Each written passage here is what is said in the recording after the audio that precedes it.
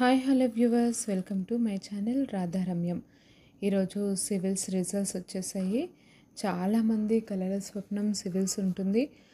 అయితే మన తెలుగు రాష్ట్రాల్లో 50 మందికి పైగా సివిల్స్కి సెలెక్ట్ అయ్యారు. ఇది చాలా గర్వకారణం. ఇంకా తెలంగాణ రాష్ట్రంలో మన దోనూరు అనన్యారెడ్డి, ఈమె పాలమూరు జిల్లాకి చెందిన ఆమె.